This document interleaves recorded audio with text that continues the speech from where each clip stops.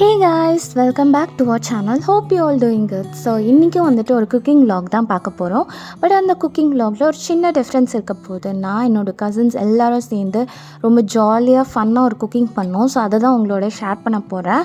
And I feel so happy about it. So எந்த ஒரு பிளானும் பண்ணாமல் ரேண்டமாக நடந்த விஷயம் இது. சித்திலாம் ஈவினிங்காக வரதா சொல்லியிருந்தாங்க. ஸோ அவங்க வரதுக்கு முன்னாடியே குக்கிங்லாம் பண்ணி முடிச்சிடலாம் அப்படின்னு சொல்லிட்டு குக்கிங் ஸ்டார்ட் பண்ணுறதுக்கு முன்னாடி செடிக்கெலாம் தண்ணி ஊற்றிடலான்னு சொல்லிவிட்டு அதுதான் ஊற்றிட்டு இருந்தேன். ஸோ எனக்கு வந்துட்டு இந்த ஃபேமிலியில் இருக்கிற எல்லா கசின்ஸும் ரொம்ப க்ளோஸ். ஸோ முன்னாடிலாம் வந்துட்டு சம்மர் வெக்கேஷன் அப்புறம் கிறிஸ்மஸ் லீவ் எல்லாத்துக்கும் வந்துட்டு தாத்தா பாட்டி வீட்டில் எல்லோரும் ஒட்டுக்காக மீட் பண்ணுவோம். ஸோ இப்போல்லாம் வந்துட்டு எல்லா கசின்ஸும் ஒன்றா மீட் பண்ணுறது ரொம்ப ரேர். பட் எப்போல்லாம் மீட் பண்ணுறதுக்கு இந்த மாதிரி சான்ஸ் கிடைக்குதோ அதை நாங்கள் கண்டிப்பாக மிஸ் பண்ணவே மாட்டோம். ஸோ சித்திலாம் வராங்க அப்படின்னதோ இன்றைக்கி ஹோட்டலில் ஆர்டர் பண்ண வேணாம், நாமளே சமைக்கலாம் அப்படின்னு டிசைட் பண்ணி சப்பாத்தி அண்ட் சிக்கன் கிரேவி தான் பிளான் பண்ணியிருந்தேன். அப்புறம் என்னோடய அக்கா பொண்ணு சப்பாத்தி சாப்பிடுவாளா அப்படின்னு எனக்கு ஒரு டவுட் வந்துச்சு. ஸோ அதுக்காக சிக்கன் பிரியாணியும் மெனுவில் ஆட் பண்ணிட்டேன். ஸோ செகண்ட் சித்தி முன்னாடியே வந்துட்டாங்க. ஸோ அவங்க தான் எல்லா ஆனியனும் கட் பண்ணி கொடுத்தாங்க. ஸோ அதனால் நான் வந்து சிக்கன் பிரியாணி செய்கிறதுக்கு ஸ்டார்ட் பண்ணிட்டேன். ஸோ செடிக்கு தண்ணி ஊற்றுறதுக்கு முன்னாடியே சிக்கன் பிரியாணி தேவையான சிக்கன்லாம் மேரினேட் பண்ண வச்சுட்டேன். ஸோ எனக்கு பெருசாக சப்பாத்திலாம் சரியாக பண்ண தெரியாது. ஸோ நான் அம்மா அண்ணிக்கிட்ட முன்னாடியே சொல்லிட்டேன், சப்பாத்தியை நீங்கள் பார்த்துக்கோங்க அப்படின்னு. ஸோ அவங்க சப்பாத்தி பண்ணுறது வரதுக்கு முன்னாடியே நம்மளோட வேலையை முடிச்சிடலான்னு சொல்லிட்டு கடகடன் பண்ணிகிட்டு இருந்தேன். கடகடன் பண்ணிகிட்டு இருக்கும்போது என்ன பண்ணிட்டேன்னா குக்கரோட மூடியை மாற்றி போட்டுட்டேன்.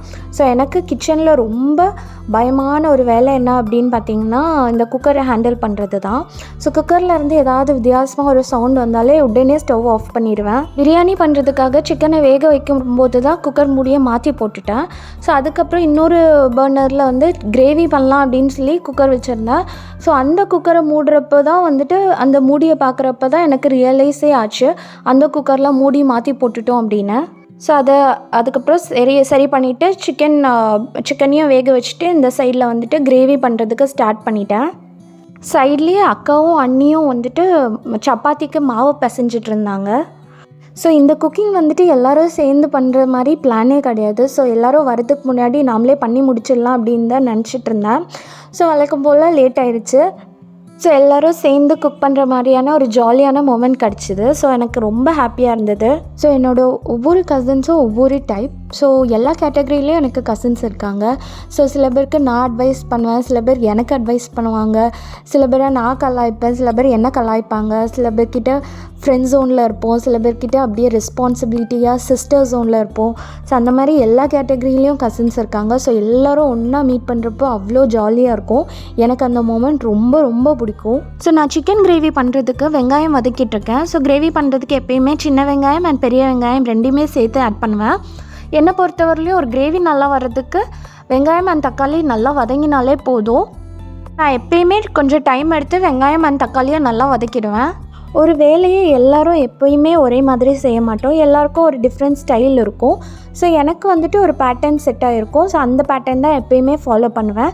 அண்ட் நான் என் அம்மாக்கிட்ட அடிக்கடி சொல்லுவேன், நீங்கள் குக்கிங்க்கு வந்து நிறைய டைம் எடுத்துக்கிறீங்க, நான் ஃபாலோ பண்ணுற பேட்டர்னை அப்படியே நீங்களும் ஃபாலோ பண்ணுங்கள் அப்படின்னு சொல்லுவேன். ஸோ அம்மா வந்து இல்லை, எனக்கு இது தான் செட் ஆகும், எனக்கு இப்படி பண்ணால் தான் எனக்கு கரெக்டாக இருக்கும் அப்படின்னு சொல்லுவாங்க. ஸோ என்னை பொறுத்தவரையிலையும் ஒவ்வொரு வேலையும் ஒரு ஆர்டராக பண்ணிகிட்டே வந்துட்டு இருந்தோன்னா வேலை வந்து சீக்கிரமாக முடிஞ்ச மாதிரி இருக்கும். ஸோ நான் என் அம்மாவை கம்பேர் பண்ணும்போது நான் குக்கிங் வந்து கொஞ்சம் ஸ்பீடாக பண்ணுற மாதிரி எனக்கு தோணும். ஸோ என்ன ஓவர்டேக் பண்ணுற மாதிரி ஒரு ஆள் யாருன்னு பார்த்திங்கன்னா என்னோடய அக்கா தான். ஸோ அவள் அடிக்கடி சொல்லுவாள் என்கிட்ட, ஸோ இதுக்கெலாம் இவ்வளோ நேரம்லாம் தேவையில்ல, இவ்வளோ நேரம்லாம் உட்காந்து வதக்க வேணாம், எல்லாமே சேமாக தான் இருக்கும் டேஸ்ட் அப்படின்னா நான் அப்போல்லாம் கேட்டுட்டு விட்டுருவேன். ஸோ அன்றைக்கி தான் வந்து என் கண் முன்னாடியே விட்னஸ் பண்ணேன். ஸோ அவளால் வந்துட்டு நான் அவ்வளோ நேரம் உட்காந்து வெங்காயம் தக்காளியை வதக்கிறத பார்த்துட்டு சும்மா இருக்கவே முடியல. என்ன இவ இப்படி இருந்து இழுத்துட்டு இருக்காளே அப்படின்னு சொல்லிட்டு பொறுக்க முடியாமல் அவளே வந்து கரண்டியை வாங்கி கிண்ட ஆரம்பிச்சிட்டா. ஸோ என்னை பொறுத்தவரையிலையும் ஒரு வீடு நிறைய கேர்ள்ஸ் இருந்தால் அது ரொம்ப ஃபன்னாக இருக்கும். ஸோ இப்போ பார்த்தீங்கன்னாவே தெரியும், ஒரு வேலையை 3 பேர் பண்ணிகிட்டு இருந்தோம். ஃபஸ்ட்டு நான் பண்ணிகிட்டு இருந்தேன், அப்புறம் என்கிட்ட இருந்து அண்ணி வாங்கினாங்க, அப்புறம் அண்ணிக்கிட்ட இருந்து அக்கா வாங்கிட்டா. ஸோ நான் சொல்லியிருந்தேன்ல எல்லா கேட்டகரியிலையும் எனக்கு கசின்ஸ் இருக்காங்க. ஸோ அதில் வந்துட்டு நமக்கு அட்வைஸ் பண்ணுற ஒரு கேட்டகரியும் இருக்குது அப்படின்னு. ஸோ அந்த கேட்டகரியில் இருக்கிற ஆள் தான் இவ. ஸோ எனக்கு எப்பயுமே அட்வைஸ் பண்ணுவா, அப்புறம் நல்லா திட்டுவா. நான் பண்ணுற தப்பை அப்படியே என்கிட்ட சொல்லுவாள். ஸோ என்னோடய அக்கா வந்துட்டு கிரேவியை டேக் ஓவர் பண்ணிட்டா. ஸோ நான் பண்ணிடுறேன் அப்படின்னு சொல்லிட்டு பட் என்னால் பொறுக்க முடியல. இன்னும் கொஞ்சம் நேரம் தக்காளி வதங்கிடலாமே, கொஞ்சம் நேரம் வெங்காயம் வதங்கிடலாமே அப்படின்னு சொல்லிட்டு குடு நான் பண்ணுறேன் அப்படின்னா அவளாலையும் இருக்க முடியல, என்னாலையும் இருக்க முடியல. கடைசியில் எல்லாம் 2 பேரும் சேர்ந்து எப்படியோ ஒரு கிரேவியை பண்ணி முடிச்சிட்டோம். பட் டேஸ்ட் வந்துட்டு ரொம்ப நல்லாவே வந்திருந்தது. ஸோ அந்த டே வந்துட்டு எனக்கு ரொம்ப பிடிச்சிருந்தது. ரொம்ப மெமரபிளான ஒரு டே. ஸோ எனக்கு வந்து முன்னாடி குட் ஓல்ட் டேஸ்லாம் வந்துட்டு ஞாபகப்படுத்துகிற மாதிரி இருந்தது. முன்னாடிலாம் வந்துட்டு எல்லோரும் சேர்ந்து உட்காந்து சாப்பிடுவோம், அரட்டை அடிப்போம், விளாடுவோம். ஸோ அதெல்லாம் ஞாபகப்படுத்துகிற மாதிரி இருந்தது. அண்ட் ரொம்ப பிடிச்சிருந்தது. ஸோ எனக்கு எப்பயுமே வந்துட்டு நான் மட்டும் ஒரு வேலையை பண்ணிகிட்டு இருந்தேன்னா நான் பாட்டில் பண்ணிகிட்டே இருப்பேன். ஸோ யாராவது நான் பண்ணுற வேலையை பார்த்துட்ருக்காங்க, இல்லைனா யாராவது என் கூட உட்காந்து வேலை பண்ணுறாங்க அப்படின்னா எல்லாத்தையுமே சொதப்பிடுவேன். ஸோ அன்றைக்கும் அப்படி தான் நடந்துகிட்டு இருந்தது. தக்காளி எதுக்கு அரைச்சி வச்சுருந்தேன், அப்புறம் தேங்காய் பால் எதுக்கு ரெடி பண்ணி வச்சுருந்தேன், எல்லாத்தையும் மறந்துட்டேன். ஸோ அவள் தான் வந்துட்டு என்னை கைட் பண்ணிகிட்டே இருந்தா. அண்ட் நான் சொன்னேன் அப்படின்றதுனால தான் அவ்வளோ நேரம் உட்காந்து தக்காளி வெங்காயத்தெல்லாம் வதக்கிட்டு இருந்தா. இல்லைன்னா சீக்கிரமாகவே முடிச்சிருப்பா. ஸோ நான் அவளை விடவே இல்லை. வதக்கு அப்படின்னு சொன்னேன். இருந்தாலும் அவளும் விடாமல் போதும்னு சொல்லிகிட்டு இருந்தா. சரி, அவள் வதக்கிட்டு இருக்கும்போது நம்ம சும்மா தானே இருக்கோம் அப்படின்னு சொல்லிட்டு ஒரு பிளேட்டில் மசாலா ஐட்டம்லாம் எடுத்து வச்சுட்டேன். சீக்கிரமாக அப்படியே ஒரேடியாக அதில் கொட்டிடலாம் அப்படின்னு சொல்லிட்டு. ஸோ அன்றைக்கி வந்துட்டு என்னோட சேர்த்து 5 கசின்ஸ் மீட் பண்ணோம். ஸோ எங்களோட அண்ணியும் இருந்தாங்க. ஸோ 6 பேர் இருந்தோம். ஸோ அண்ணியும் என்னோட இன்னொரு அக்காவும் சேர்ந்து சப்பாத்தி ரெடி பண்ணிகிட்டு இருந்தாங்க. ஸோ அக்கான்னு அவளை கூப்பிட்டதே இல்லை. ஸோ நானும் அவளும் வந்துட்டு 5 டேஸ் டிஃப்ரென்ஸில் தான் பிறந்தோம். ஸோ அவங்க 2 பேரும் சப்பாத்தி டிபார்ட்மெண்ட் பார்த்துக்கிட்டாங்க. நாங்கள் வந்துட்டு இங்கே பிரியாணி அண்ட் கிரேவி ரெடி பண்ணிகிட்டு இருந்தோம். அண்ட் என்னோட இன்னொரு 2 கசின்ஸ் வந்துட்டு எங்களோட தங்கச்சிங்க தான். ஸோ அதில் ஒரு தங்கச்சி வந்துட்டு ஆனியன்லாம் கட் பண்ணி கொடுத்தா. அண்ட் இன்னொருத்தி வந்துட்டு ஓபி அடிக்கிற ஒரு கேட்டகரி. ஸோ அவகிட்ட வந்துட்டு இந்த குழந்தைங்கள்லாம் பார்த்துக்கோ அப்படின்னு சொல்லிட்டு அந்த பேபி சிட்டிங் டிபார்ட்மெண்ட்டை அவகிட்ட ஒப்படைச்சிட்டோம்.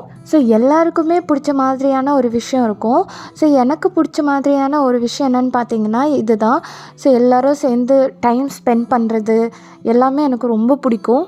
ஸோ எனக்கு ரொம்ப ஃபன்னான விஷயம் இது தான். ஸோ நான் எல்லாருமே கொஞ்சம் பக்கத்துலேயே இருக்கணும், அப்போனா தான் எல்லோரும் அடிக்கடி மீட் பண்ணலாம் அப்படின்லாம் யோசிப்பேன்.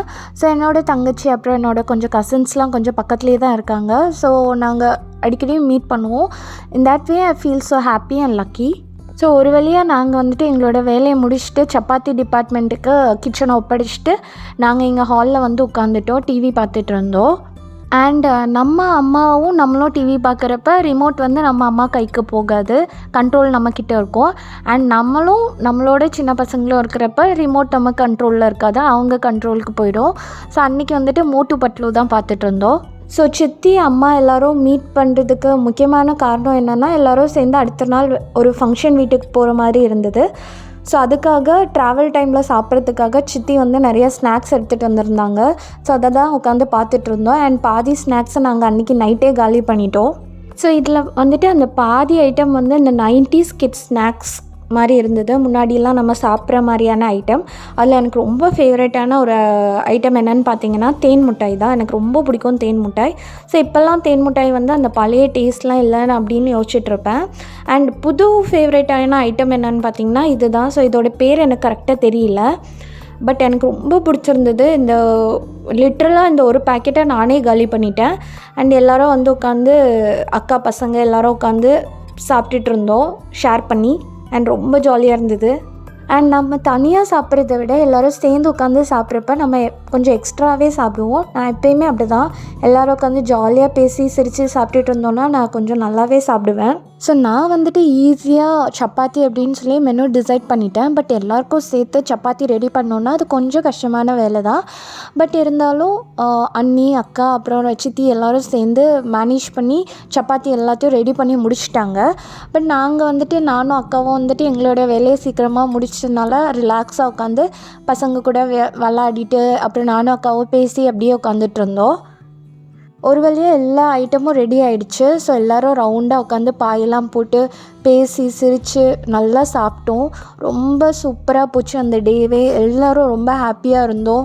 அண்ட் அது நடுவில் என்னால் முடிஞ்ச அளவுக்கு சில ஷார்ட்ஸ்லாம் ஷூட் பண்ணேன். ஸோ அதனால தான் இந்த விலாக் அமைஞ்சது. ஸோ இந்த விலாக் கண்டிப்பாக உங்கள் எல்லாருக்கும் பிடிச்சிருக்கும் அப்படின்னு நம்புகிறேன். அண்ட் இந்த மாதிரி நிறைய விலாக்ஸ் பார்க்கணும் அப்படின்னா கண்டிப்பாக ஷினையாஸ் வேர்ல்டு யூடியூப் சேனலை சப்ஸ்கிரைப் பண்ண மறக்காதீங்க. அண்ட் இதே மாதிரி இன்னொரு வீடியோவில் கண்டிப்பாக வந்து உங்களை மீட் பண்ணுறோம். Until then, bye from us.